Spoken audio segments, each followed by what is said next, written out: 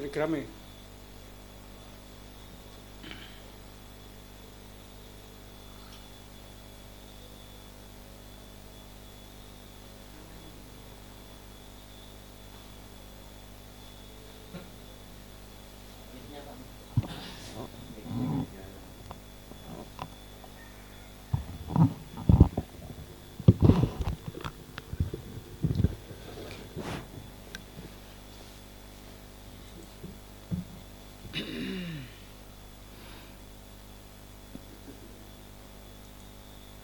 Cek.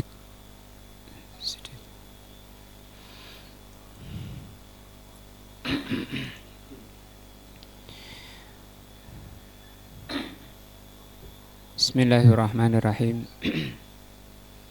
Assalamualaikum warahmatullahi wabarakatuh. Alhamdulillahirabbil alamin wa bihi nasta'in ala amri dunya waddin. Asyhadu an la ilaha illallah wa asyhadu anna Muhammadan abduhu wa rasuluh.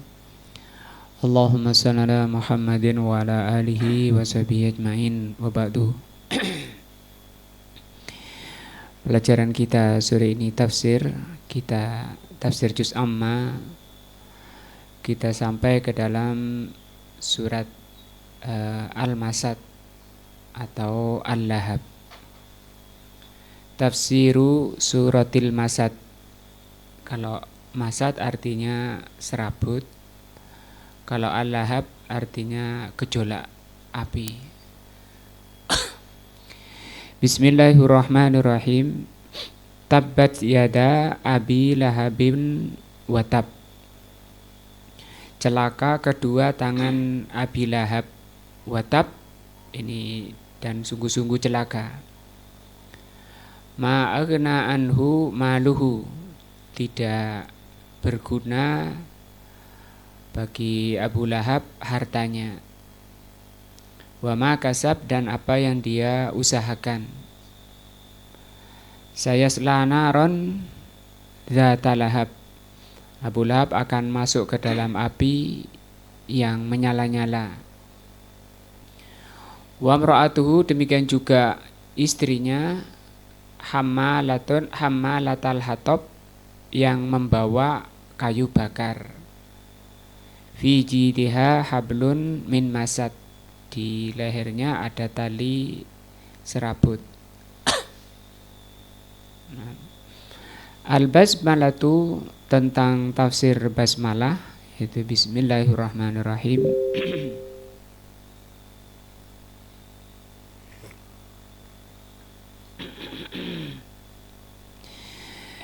Taqaddamal kalamu alaiha, telah berlalu pembahasannya. Hadzal Qur'anu, Al-Qur'an ini, fihi minad dalalatil katsirati, di dalam Al-Qur'an ini banyak dalil-dalil. Ma yadullu dalalatan wadihatan, itu dalil yang menunjukkan dengan jelas ala anna Rasulullah sallallahu alaihi wasallam hakun, bahwa Rasulullah itu benar. Di antaranya surat ini. Jadi inti surat ini menunjukkan bahwa Rasulullah SAW itu benar. Apa yang beliau bawa itu merupakan kebenaran yang wajib bagi kita, bagi manusia dan jin untuk mengikutinya, mengimani dan mengikutinya. Laisa yad'u li mulkin wala lijahin, beliau sallallahu alaihi wasallam tidak mengajak pada kepemimpinan dan tidak mengajak kepada jabatan. Wala liriasati qaumihi, dan bukan ngajak untuk agar beliau diangkat jadi pemimpin kaumnya, yang dikenal dengan gila kepemimpinan, ya. Rasulullah SAW bersih dari itu semua. Wa a'mamur rasuli alaihi salatu wassalam, paman-paman Rasul alaihi salatu wassalam in qasamu fi muamalatihi, mereka dibagi di dalam berhubungan dengan beliau, wa muamalati rabbihi azza wajal, dan di dalam berhubungan dengan Allah azza wajal, ila salasati aksamin, menjadi 3 golongan. Jadi paman Nabi itu 4, tapi dibagi menjadi 3 golongan. Kismun, satu golongan, amana bihi, beriman dengan Rasulullah, wajahada ma'ahu, dan berjihad bersama beliau sallallahu alaihi wasallam, wa aslama lillah, dan tunduk kepada Allah Rabbil alamin. Wa kismun, golongan kedua, sanidun wa sa'idun, membantu dan membela, lakinnahu bakin alal kufri, hanya saja tetap di atas kekufurannya. Ya, dapat faidah dari amalannya itu. Wa kismun, yang ketiga, golongan ketiga, anidun wa aridun, menentang dan menolak, wa huwa kafirun, dan dia kafir. Ini 4 paman Nabi itu ada 3 golongan. Fa'amal awwalu, adapun golongan pertama yang beriman dan berjihad, ya, ada 2. Yang pertama, Fal Abbasu bin Abdul Muthalib, yaitu Abbas bin Abdul Muthalib, wa Hamzah bin Abdul Muthalib, dan Hamzah.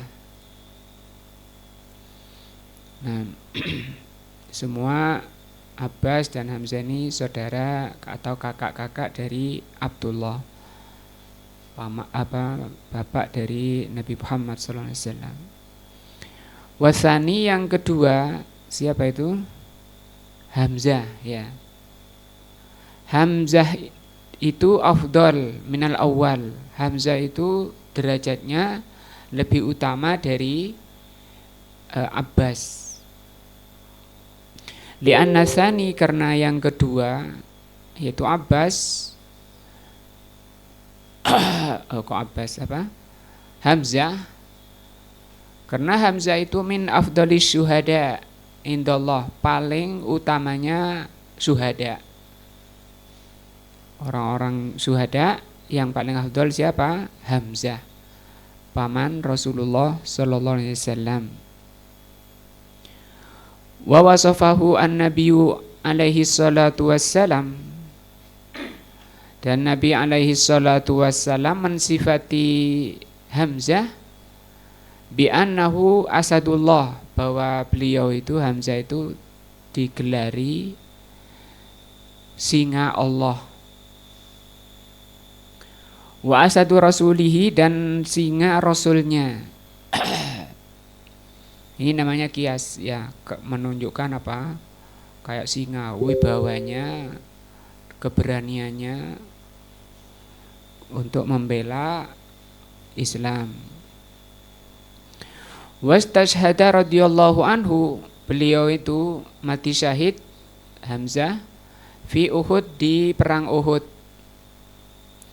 Fis sanati tsaniyah, perang Uhud itu pada tahun kedua. Tahun pertama perang Badar, ya. Minal hijrati, dari hijrah.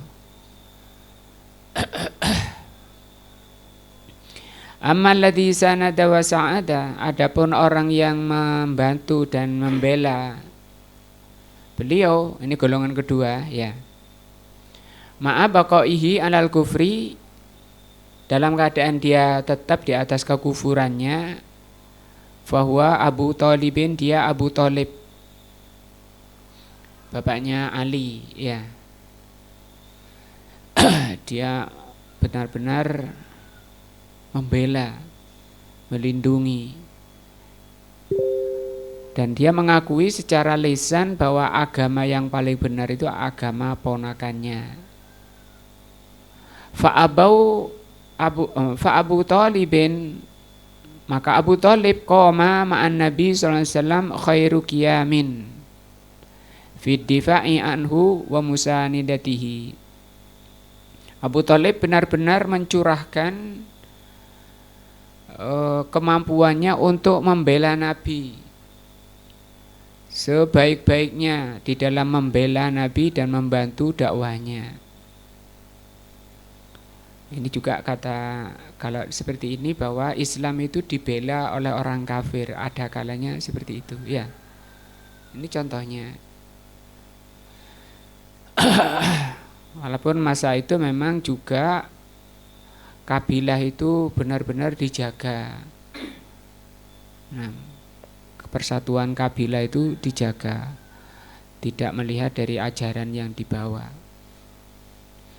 Walakinahu, hanya saja, wal iyadzubillah, semoga Allah melindungi kita, qad sabaqat lahu kalimatul adzab, telah berlalu bagi Abu Thalib kalimatul adzab, atau apa namanya, takdir ya, takdir adzab, takdir kufur itu telah berlalu. Dan ini sudah memang ditakdirkan 50.000 tahun sebelum Allah menciptakan langit dan bumi, bahwa akan lahir yang namanya Abu Thalib dan dia mati kafir dan kekal di atas di dalam neraka. Ini azab apa takdirnya. Lam yuslim hatta fi akhir hayatihi, dia tidak masuk Islam Abu Thalib sampai akhir hidupnya. Dan ini kesalahan dari penyimpangan Syiah yang mengatakan Abu Thalib itu Muslim, masuk Islam. Nah.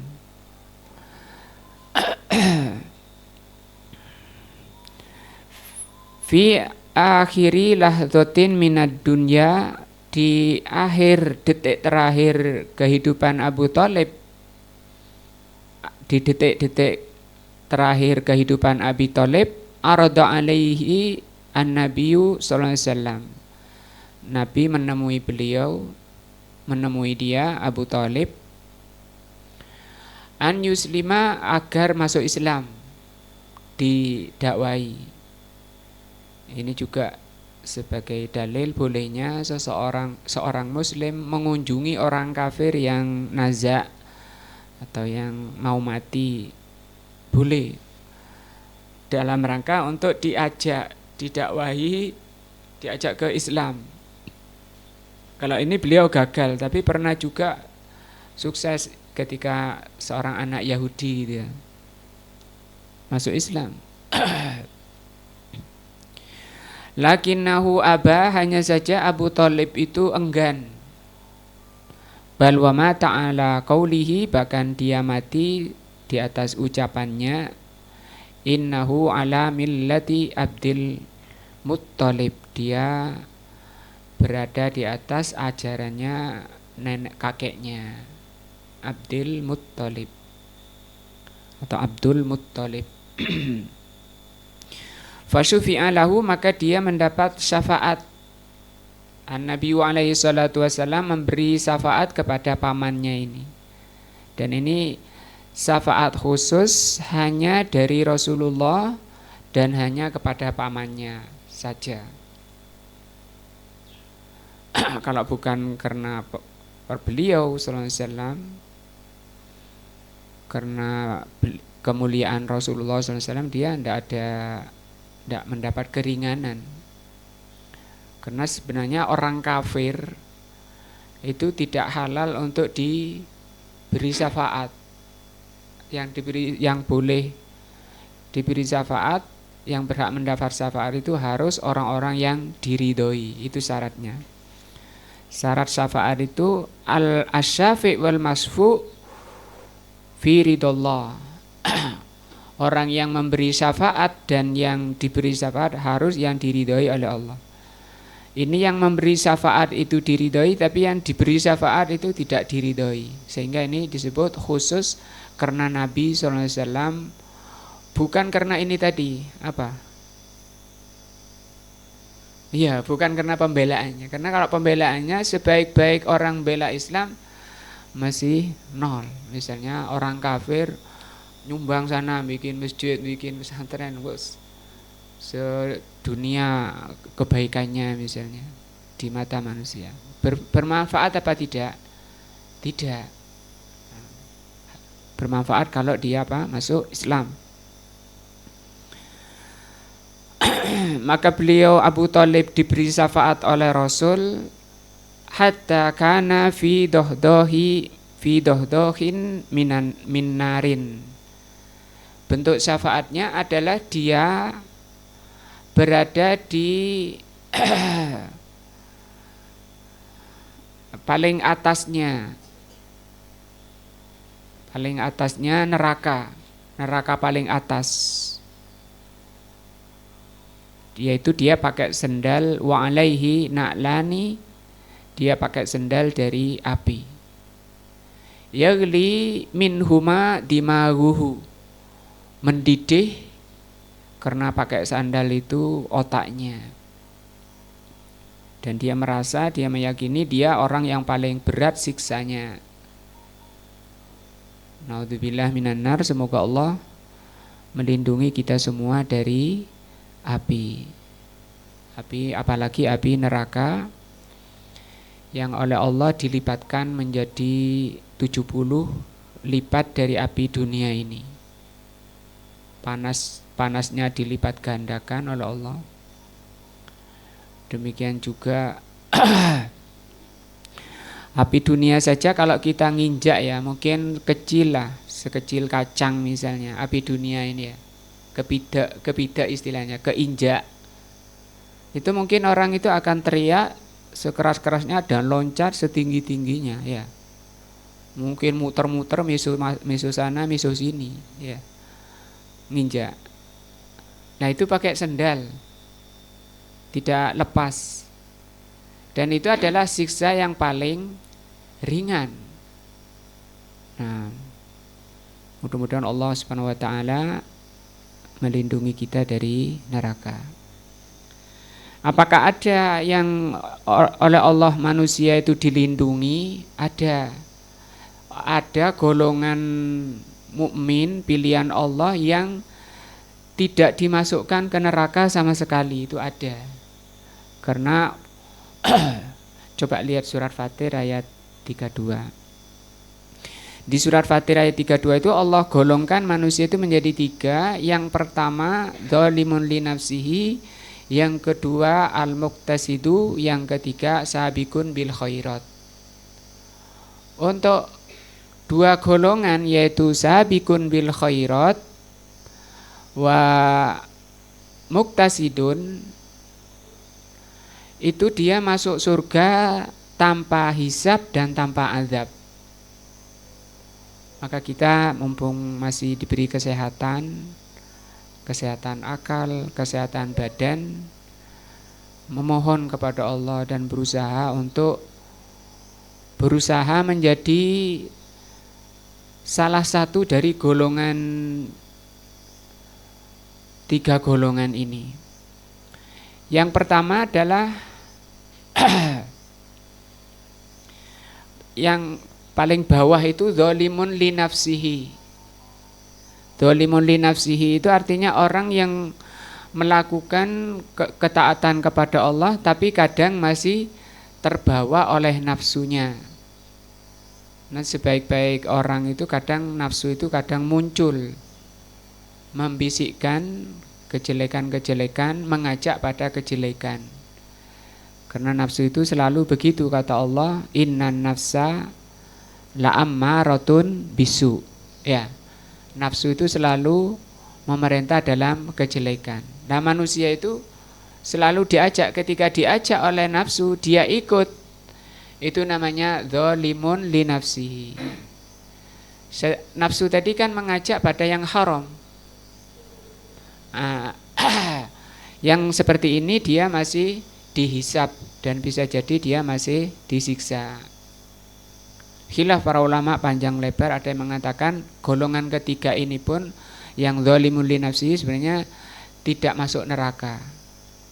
Cuma ditahan lama, kemudian akhirnya ke surga juga. Artinya tidak masuk ke neraka. Nah, ada yang menafsirkan seperti itu. Cuma yang paling banyak hadis dari Abu Darda yang masuk surga tanpa hisab dan tanpa azab itu dua golongan, yaitu muktasidun wasabikun bil khairat. Muktasidun kalau diterjemah itu artinya yang tengah-tengah atau yang sederhana. Bagaimana orang yang sederhana? Orang sederhana itu sifat ringkasnya orang yang menjalankan kewajiban, meninggalkan yang haram. Meninggalkan haram itu tidak mudah tadi, karena di dalam diri kita ada dua musuh. Apa itu? Nafsu sama syaitan. Syaitan itu masuk ke dalam diri manusia melalui aliran darah, kata Rasul.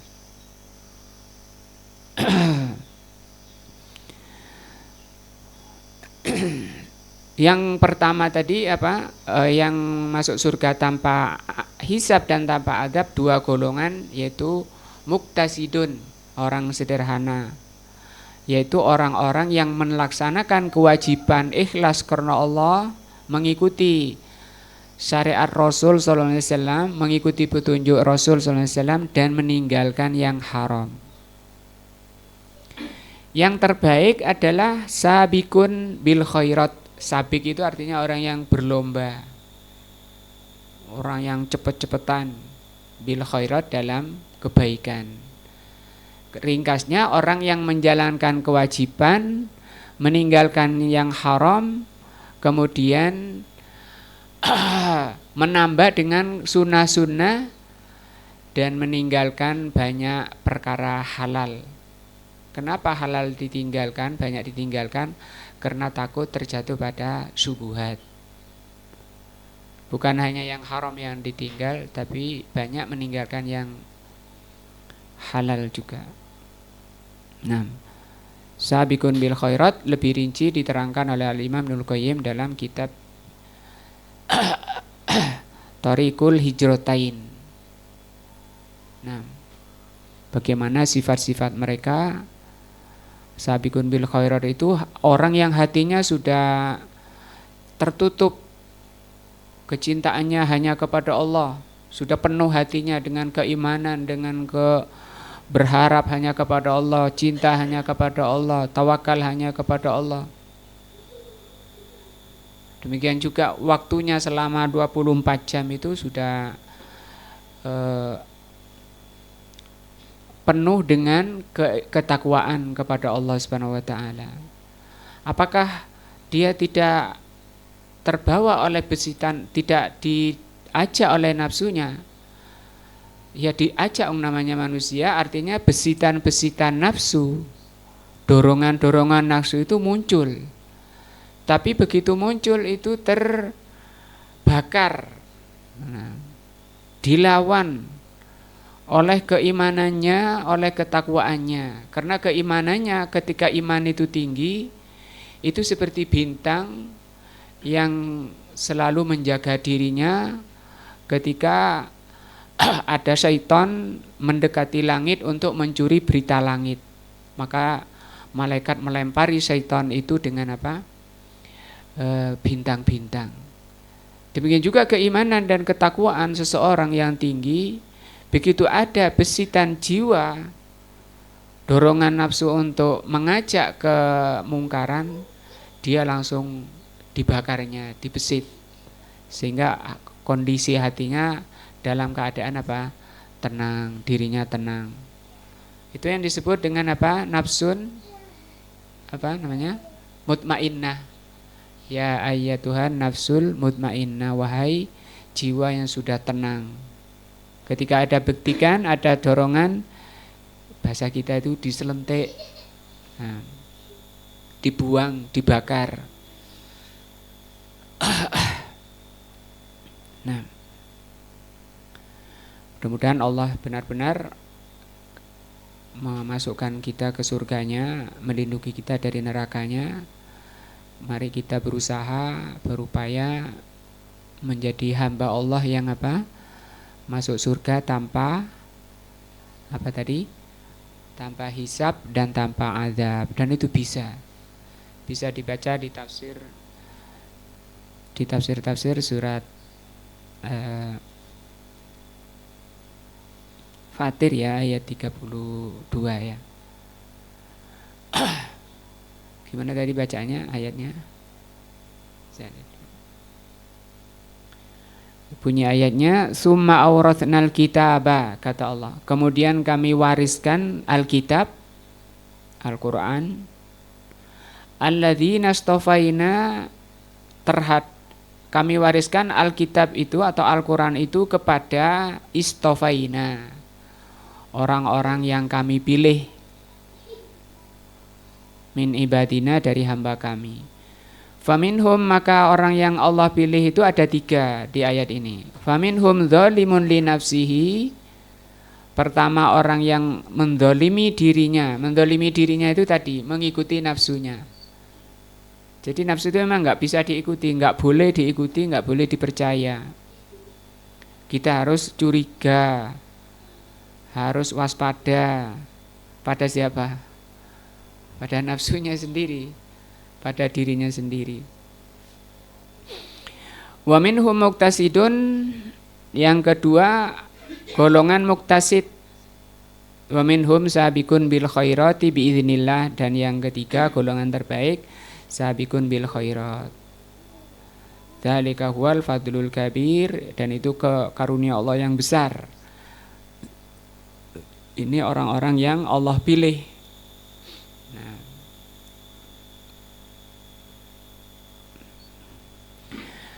amma salisu, adapun golongan ketiga dari paman Nabi. Tadi ini sudah 2 ya yang dibahas. Pertama apa tadi? Yang membela Nabi dan masuk Islam, yaitu Hamzah dan Abbas radhiyallahu anhuma. Yang kedua Abu Thalib, paman beliau, yang membela tapi tidak masuk Islam, mati kafir dan mendapat syafaat dari Rasul, pakai sendal dari api, berada di siksa neraka paling atas. Amma salisu, adapun paman Nabi golongan ketiga, alladzi anada atau anidun anada wa arodo, yang menentang dan menolak. Atau anidun wa aridun fahuwa Abu Lahabin, dia adalah Abu Lahab. Anzalallahu fihi suratan kamilatan, Allah menurunkan 1 surat sempurna. Tutla fis salawati, yang dibaca dalam solat-solat, fardiha wa nafliha, baik itu solat fardu maupun solat sunnah. 1 surat tadi yang menjelaskan tentang nasib Abu Lahab. Fisirri wal alan, baik itu solat yang sir maupun yang jahar ya. Yusabul mar'u ala tilawatihi, seseorang akan diberi pahala dengan membaca kisahnya Abu Lahab, yang disebut dengan surat Al-Lahab atau surat Al-Masad. Ala kulli harfin asru hasanatin, 1 huruf mendapat pahala 10 kebaikan. Nah, pahalanya 10 dalam setiap huruf. Yaqulu azza wa jal, Allah mengatakan, tabbat yada abi lahabin watab, celaka kedua tangan Abu Lahab. Wa hadza raddun ala abi lahabin, ayat ini bantahan kepada Abu Lahab. Hina jama'ahumun nabiyyu alaihi salatu wassalam, ketika Rasulullah SAW mengumpulkan orang tokoh-tokoh Quraisy dari keluarga beliau, paman-paman beliau diundang, dikumpulkan, liyad'uhum ilallahi, untuk diajak kepada Allah, paman-paman beliau. Fabusyira wa unzira, maka diberi kabar gembira oleh Rasul bagi siapa yang beriman, dan diberi peringatan bahaya neraka bagi orang yang menolak. Qala Abu Lahab, maka Abu Lahab mengomentari, menyambut dengan mengatakan, tabban laka, celaka kamu Muhammad, alihada jama'tana, apakah untuk ini kamu kumpulkan kami. Nah, qauluhu alihada jama'tana, perkataan apakah untuk ini kamu mengumpulkan kami, isyaratun litahkir, ini isyarat kepada perendahan atau penghinaan. Yakni hadza amrun hakirun, difahami oleh Abu Lahab seruan kepada Allah, beribadah hanya kepada Allah itu perkara ringan. Ma yahtaju ila an yujma'a, tidak butuh untuk harus undang-undang seperti ini. Ay yujma'a lahu zu'ama'u Quraisy, sampai mengundang tokoh-tokoh Quraisy. Nah, wa hadza ka qaulihi, seperti dalam ayat lain dalam surah Al-Anbiya, Allah mengatakan, ahadzal ladzi yadhkuru alihatukum, apakah orang ini yang telah mencela sesembahan-sesembahan kalian. Wal makna tahkiruhu, dan ayat ini juga penghinaan, pelecehan kepada Rasulullah sallallahu alaihi wasallam. Falaisa bisai'in wala yuhtammu bihi, kama qalu wa qalu laula nuzila hadzal Qur'an ala rajulin min qaryataini azim. Nah, juga seperti yang dikatakan oleh sebagian mereka yang mengatakan, kenapa Al-Quran ini tidak diturunkan pada seseorang yang berada di antara dua qaryah, dua kota. Nah, bisa dilihat kota apa saja itu di tafsirnya. Falhasilu, kesimpulannya, anna Aba Lahabin, bahwa Aba Lahab, qala tabban laka, celaka engkau Muhammad, alihada jama'tana, apakah untuk ini kamu mengumpulkan kami. Faraddallahu alaihi, maka Allah bantah Abu Lahab ini secara langsung, bihadhihi surati, dengan surat ini, tabbat yada abi lahabin wa tab. Wattababu al-khosaru, at-tabab itu maknanya al-khosaru. Khosaru itu artinya rugi, celaka, binasa. Berarti celaka atau binasa kedua tangan Abu Lahab. Nah, kama qala ta'ala, sebagaimana firman Allah, wa ma kaidu fir'aun illa fi tabab, tidaklah tipu daya Fir'aun itu kecuali hanya kerugian atau kebinasaan. Ai khosarun, maksudnya hanya kerugian, kebinasaan. Wa bada'a, dan di sini Allah memulai biyadaihi, dengan kedua tangannya Abu Lahab. Nah, kedua tangannya yang oleh Allah disebut dulu qabla zatihi, sebelum zatnya. Apa zat ini diartikan? Badannya, ya. Li'annal yadaini, karena kedua tangan, huma alatanil amal wal harokah, karena kedua tangan itu merupakan dua alat berbuat dan bergerak. Nah, wal ahdu wal ata, kedua tangan itu yang memberi, apa yang mengambil dan memberi. Wa ma asbahadzalika, dan yang semisalnya. Wa hadzal laqabu Abu Lahabin laqabun munasibun tamaman lihalihi wa ma'alihi. Dan julukan Abu Lahab itu adalah julukan yang sangat sesuai dengan keadaannya dan tempat kembalinya. Keadaannya, jiwanya itu selalu membara, dipenuhi dengan gejolak nafsu, kedengkian kepada apa yang dibawa oleh keponakannya. Tiap bertambah kebaikan, tambah membara kedengkiannya. Maka nanti juga nafsunya yang membara di dunia, permusuhannya yang membara kepada kebenaran, itu dibalas dengan bara api yang disebut dengan lahab. Wajhul munasabah, letak kesesuaiannya, anna hadzal rajula, bahwa orang ini saufa yakunu fi narin taladhdha, dia akan dilemparkan oleh Allah di api yang bergejolak. Taladhdha artinya bergejolak.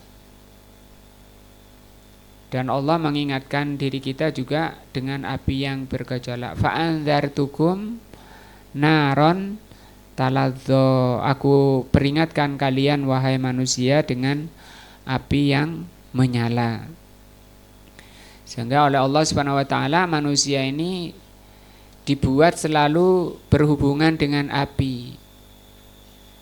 Contohnya apa? Kalau mau makan dimasak dulu. Nah, masak itu pakai api. Beda dengan lainnya, misalnya kucing mau makan tikus, dimasak apa enggak? Ya, langsung makan. Karena kucing enggak butuh peringatan. Ya. Enggak butuh, selain manusia itu tidak butuh peringatan dengan api. Karena Allah menciptakan hewan-hewan itu bukan untuk api neraka, tapi untuk manusia. Tapi manusia ini yang diperingatkan oleh Allah, karena manusia ini tempatnya nanti di neraka, bahan bakar neraka manusia itu.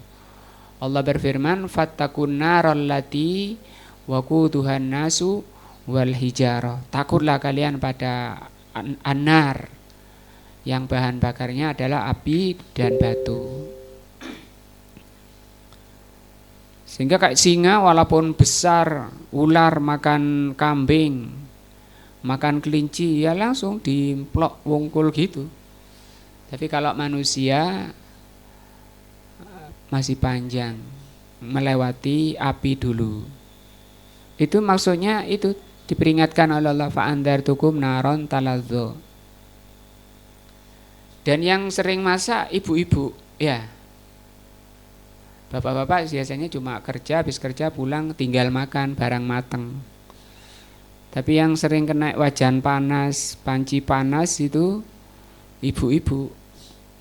Mestinya ya, yang paling banyak masuk neraka itu, masuk surga itu ibu-ibu mestinya ya. Tapi karena wanita itu kebanyakannya akalnya kurang, agamanya kurang mengambil pelajaran dari apa? Masaknya itu. Padahal yang selalu berhubungan dengan api itu ya ibu-ibu, yang sering diingatkan oleh Allah. Rasulullah bersabda, "Qumtu abwaban nar." Pernah aku berdiri di pintu neraka, fara'aitu aktsara ahliha an-nisa. Aku pernah berdiri di pintu neraka, ternyata aku melihatnya kebanyakan penghuni neraka itu an-nisa.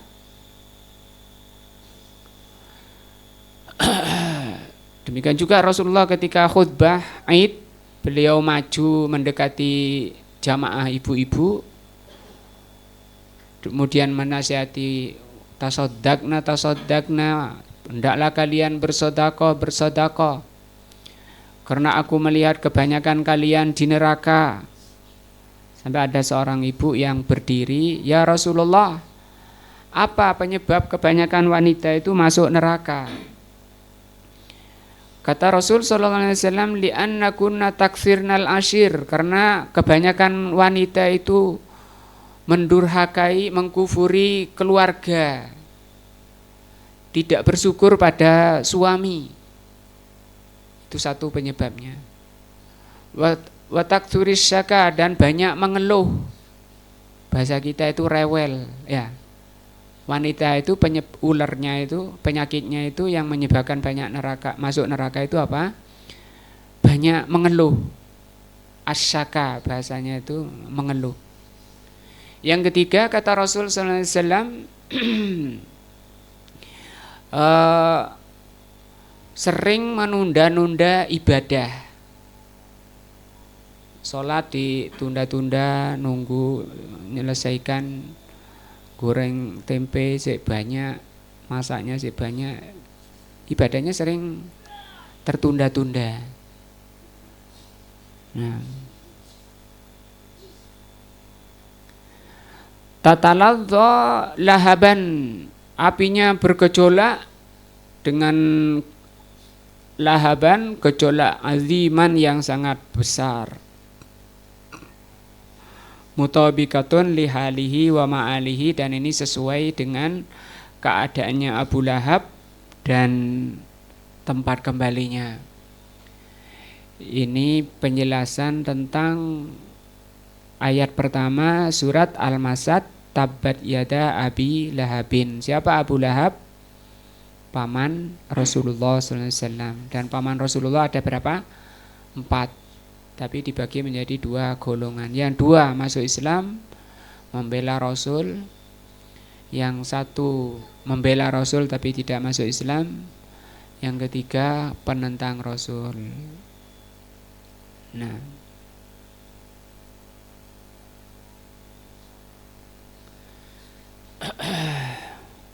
walamma aqbala Suhail bin Amr fi qissati ghazwatil Hudaybiyah,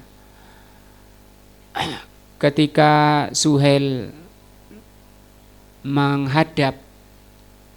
bin Amr menghadap, artinya menjadi juru bicara dari kaum Quraisy. Kaum Quraisy waktu Hudaybiyah itu, perjanjian Hudaybiyah tahun ke-6 itu diwakili oleh Suhail. Suhail ini bentuk tashir dari Sahal. Sahal artinya mudah, gampang. Ketika Suhail itu maju menjadi juru bicaranya kaum Quraisy fi qissati ghazwati Hudaybiyah, qala Rasul sallallahu alaihi wasallam, maka Rasul mengatakan, hadza Suhail bin Amr, ini yang maju ini namanya Suhail. Suhail artinya apa tadi? Muda. Wa ma arahu, dan aku melihatnya, aku tidak melihat, illa sahlun lakum, atau illa suhila lakum min amrikum, urusan kalian akan gampang, akan mudah, karena yang maju siapa? Suhail. Dari hadis ini juga sebagai dalil pelajaran bagi kita, kalau memberi nama itu yang baik-baik, yang punya makna baik, karena panggilan, karena nama itu termasuk doa, dan ketika manggil dia mendoakan anak itu. Nah, jangan anaknya diberi nama Pengko, Bebel misalnya, Congkak misalnya, anaknya diberi nama Congkak misalnya. Ada nama anaknya Naro. Apa Naro? Wah, ya ada anaknya teman saya, nama perempuan. Siapa anaknya ini, Pak? Naro. Wah itu Narin. Mungkin karena ada di ayat ya, karena ada di Al-Quran katanya baik. Belum tentu. Abu Lahab ini siapa nih? Abu Lahab baik apa buruk? Nah kalau Fir'aun kan juga ada di Al-Quran. Ya, iblis juga ada di Al-Quran. Ya. Jadi belum tentu yang Allah sebutkan, karena isinya Al-Quran itu menceritakan hamba-hamba makhluk Allah yang durhaka dan makhluk Allah yang soleh. Tapi ini dibawa oleh beliau ini dalam rangka mengambil pelajaran dari nama. Kalau memberi nama anaknya, diberi nama yang baik-baik. Kalau jelek diganti. Rasulullah SAW sering mengganti nama-nama anaknya. Alhamdulillah di sini juga baik-baik namanya. Amir, wah pemimpin. Ya. Toha, apa namanya artinya Toha? Nah, artinya yang saya tanya artinya. Sampai ada orang memberi nama Nabi Toha. Nabi diberi nama apa? Toha. Salatullah salamullah ala Toha Rasulillah ala Toha. Bener nggak Nabi baru punya nama Toha? Bener nggak? Pertanyaan saya, benar tidak Nabi punya nama Toha?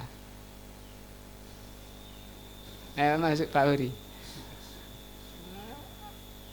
Juga salatullah salamullah ala Yasin Habibillah. Bener nggak Nabi punya nama Yasin? Dua-duanya salah ya. Nggak ada dalil yang menunjukkan bahwa Nabi punya nama siapa tadi? Toha. Kalau temannya Baha ada. Toha itu asli. Tapi kalau Nabi punya nama Toha, Nabi Muhammad bernama Toha, tidak ada. Atau bernama Yasin, itu temannya Amir Yasin. Ya. Li'annal isma, karena nama itu mutabikun lil fi'li. Ada ahli hadis namanya Gundar. Gundar itu orangnya suka guyon, suka bergurau, itu disebut Gundar. Nah, gurunya Imam Bukhari sepertinya ahli hadis. Nah, sampai digelari Gundar. Apa artinya apa? Nama itu kadang disesuaikan dengan perbuatannya. Abu Hurairah. Nah, itu kan Abu Hurairah kita tidak kenal nama aslinya. Taunya ya Abu Hurairah. Kenapa? Dia suka kucing.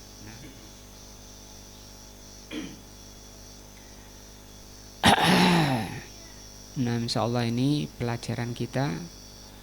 Surah ini surat apa? Al-Lahab atau Al-Masad. Selesai tafsir ayat pertama.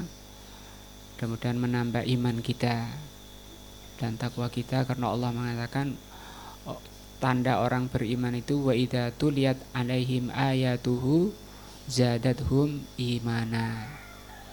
Kita tadi sudah membaca sekian ayat, mudah-mudahan menambah iman kita. Dengan menambahnya iman kita, mudah-mudahan kita semakin diridhoi, dicintai oleh Allah selama hidup ini. Dan sekalian semoga Allah menghapus, mengampuni dosa-dosa kita, sehingga kita menghadap Allah dalam kondisi qalbun salim, hati yang selamat, dan selamat dari adab Allah Azza wa Jal yang sangat dahsyat. Subhanakallahumma wa bihamdika asyhadu an la ilaha illa anta astaghfiruka wa atubu ilaika. Wassalamualaikum warahmatullahi wabarakatuh.